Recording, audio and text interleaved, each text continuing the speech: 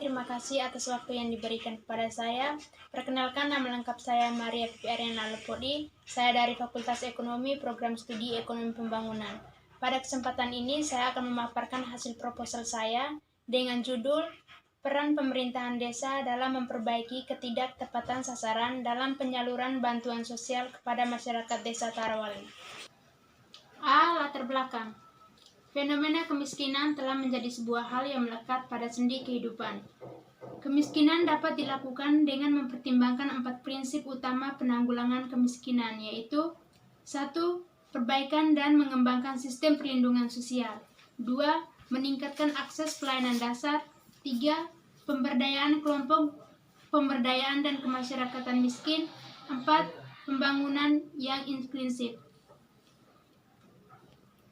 Pertimbangan sudut pandang laporan ini bertujuan untuk 1. Menjelaskan implementasi ketepatan sasaran, yaitu menerangkan dalam mekanisme penyaluran dalam persoalan mendaftarkan penerimaan yang sesuai kriteria penerimaan bantuan sosial sembako.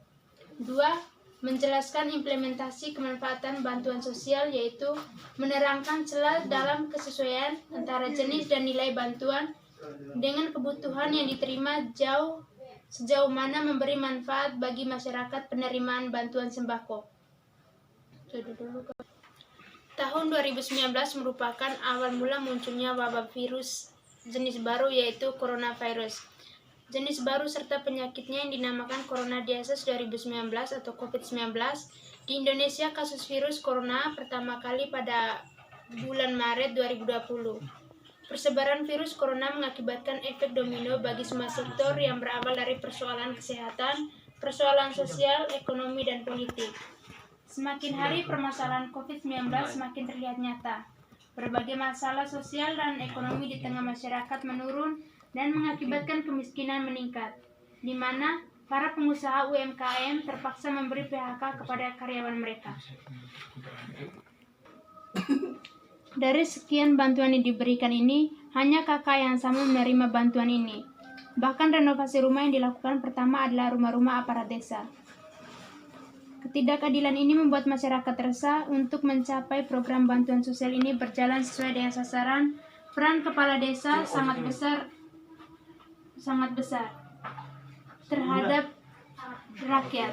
Berdasarkan pasal 1 ayat 6 Peraturan Pemerintahan Nomor 27 Tahun 2005 tentang Desa, disebutkan bahwa pemerintahan desa adalah menyelenggarakan urusan pemerintahan oleh pemerintah dan badan pemusyawaratan rakyat dan mengatur dan mengurus kepentingan masyarakat setempat.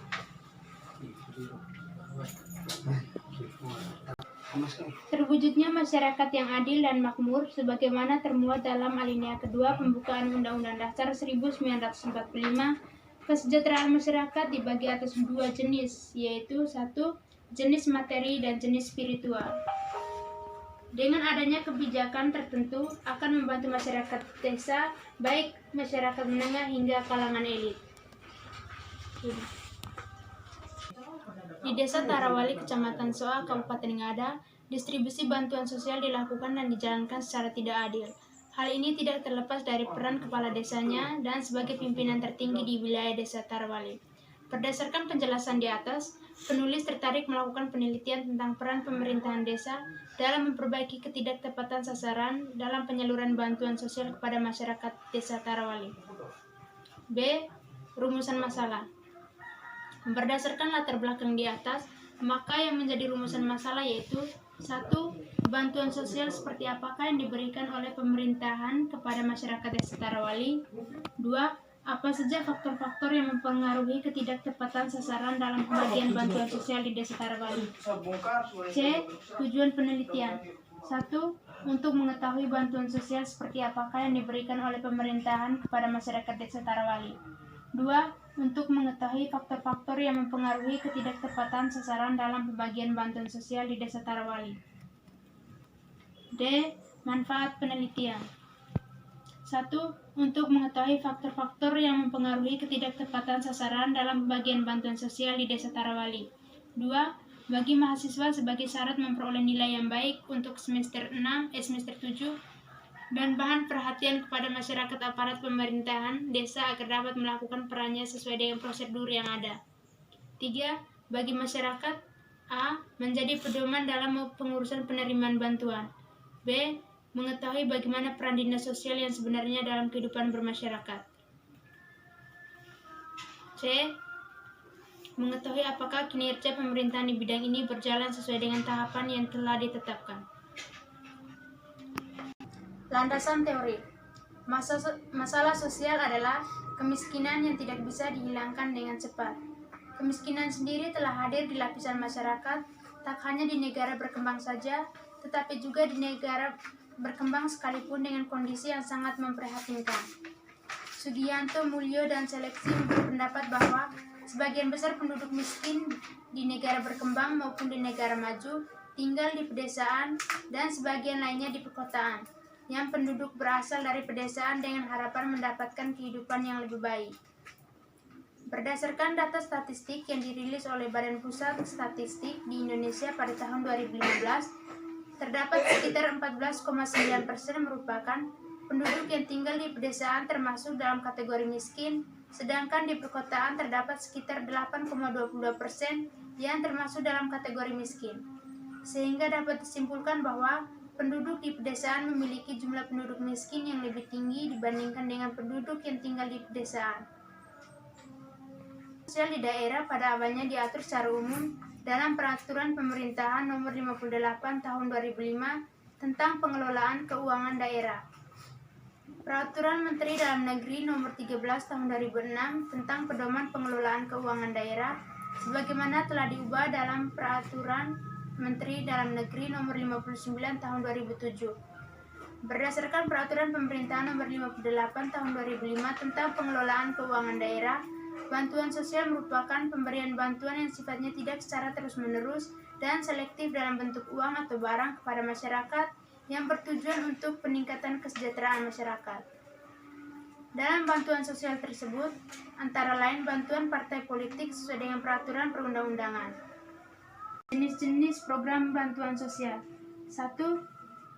Sebagai usaha dalam menangani dampak ekonomi ini, pemerintah Indonesia telah menyiapkan dana ratusan triliun untuk membantu masyarakat yang terdampak COVID, terutama untuk masyarakat menengah ke bawah. Jenis-jenis bantuan sosial di Desa Tarawal yaitu A. Bantuan sembako. Bantuan sembako ini berupa paket sembako dengan jumlah yang diberikan senilai 600 per bulan dan diberikan selama 3 bulan. B. Kartu BPJS Kesehatan. Berfungsi menyelenggarakan program jaminan kesehatan, diselenggarakan secara nasional berdasarkan prinsip asuransi sosial dan prinsip ekuitas dengan tujuan menjamin agar peserta memperoleh manfaat pemeliharaan kesehatan dan perlindungan dalam memenuhi kebutuhan dasar kesehatan. C. Kartu Indonesia Pintar atau KIP. Program Indonesia Pintar melalui Kartu Indonesia Pintar adalah memberikan bantuan tunai pendidikan kepada anak usia sekolah 6-21 tahun yang berasal dari keluarga. C. Kartu Indonesia Pintar. Program Indonesia Pintar melalui Kartu Indonesia Pintar adalah pemberian bantuan tunai pendidikan kepada anak usia sekolah 6-21 tahun yang berasal dari keluarga miskin. 1. Peserta didik SD mendapat 450 per tahun. B. Peserta didik SMP mendapatkan 750 per tahun. C. Peserta didik SMA atau SMK mendapat 1 juta per tahun. D. Keluarga Harapan.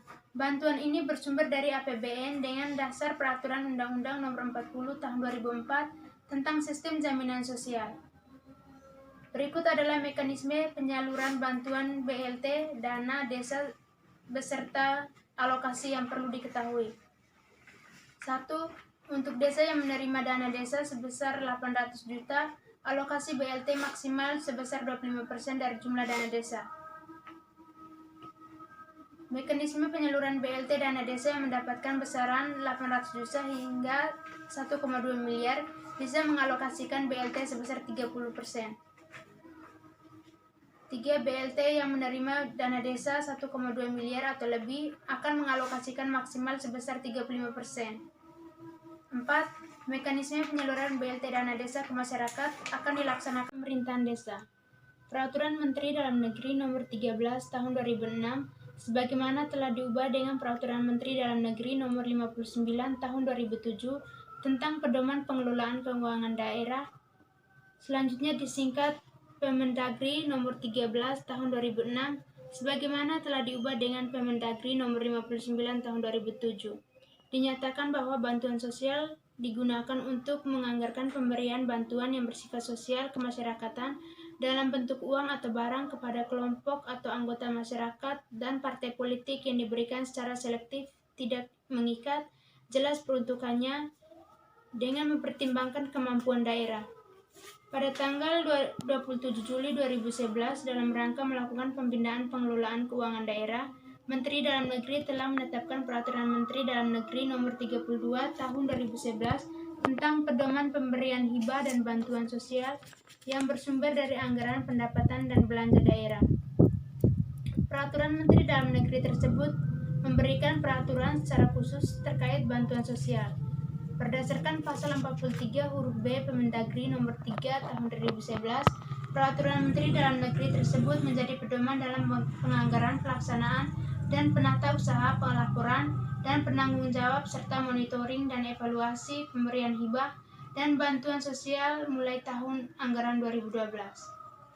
Peran pemerintahan sangat penting dalam merencana dan menghadapi masalah pembangunan ekonomi. Peran pemerintah adalah sebagai pengatur kebijakan masalah ekonomi. Tugas dan peran pemerintahan Desa Tarawali dalam menanggulangi angka kemiskinan dengan langkah-langkah sebagai berikut. A. Bantuan pangan. B. Bantuan perumahan. C. Bantuan pendidikan. D. Bantuan modal sosial. Pemerintah juga menetapkan sejumlah syarat bagi masyarakat yang ingin mendapatkan bantuan BLT, yaitu 1. Calon penerima adalah masyarakat yang termasuk dalam pendataan RT atau RW yang berada di desa. 2. Calon penerima adalah mereka yang kehilangan mata pencaharian di tengah pandemi COVID-19. 3. Calon penerima tidak terdaftar sebagai penerima bantuan sosial lain dari pemerintahan pusat, berarti calon penerima BLT dari dana desa tidak menerima program Keluarga Harapan, kartu sembako, paket sembako, bantuan pangan non-tunai, hingga kartu prakerja. 4. Jika calon penerima tidak mendapatkan bansos dari program lain, tetapi belum terdaftar oleh RT atau RW, maka bisa menginformasikan ke aparat desa. 5. Jika calon penerima kependudukan memenuhi syarat tetapi tidak memiliki nomor induk dan kartu penduduk, tetap bisa mendapatkan bantuan tanpa membuat KTP terlebih dahulu.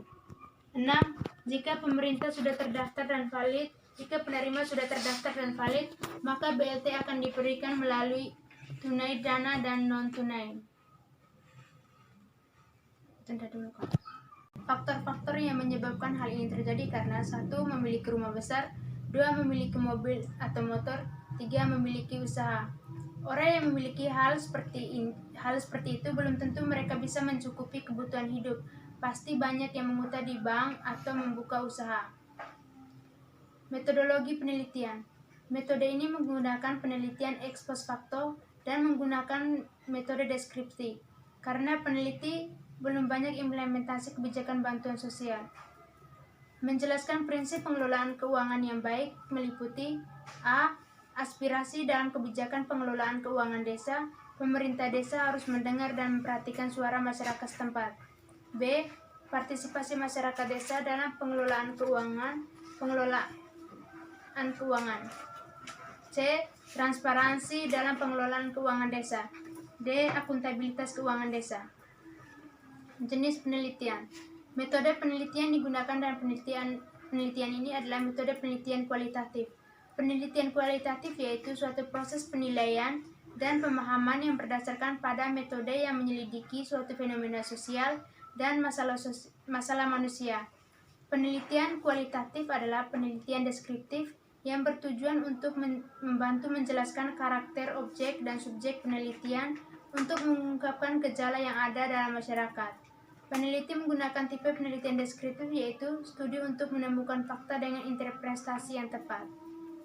Lokasi penelitian dilakukan di Desa Tarawali, Kecamatan Soa, Kabupaten Ngada.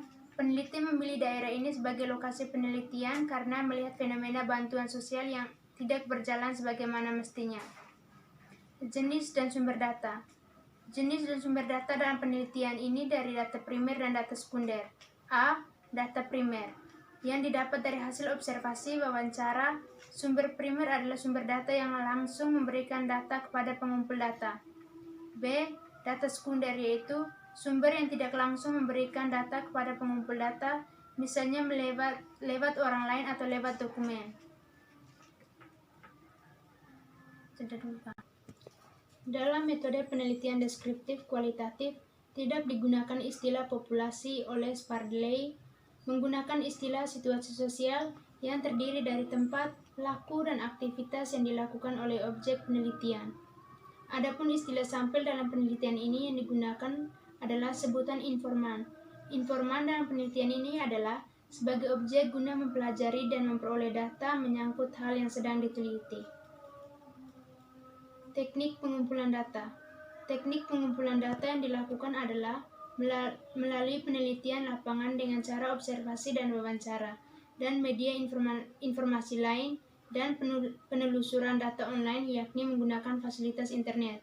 Untuk mendapatkan hasil yang objektif dalam penelitian ini, maka data yang digunakan di lapangan akan diolah dan dianalisis secara kualitatif, yaitu dengan menggambarkan menjelaskan hasil-hasil penelitian dari sejumlah data-data yang telah diperoleh di lapangan selama penelitian berlangsung.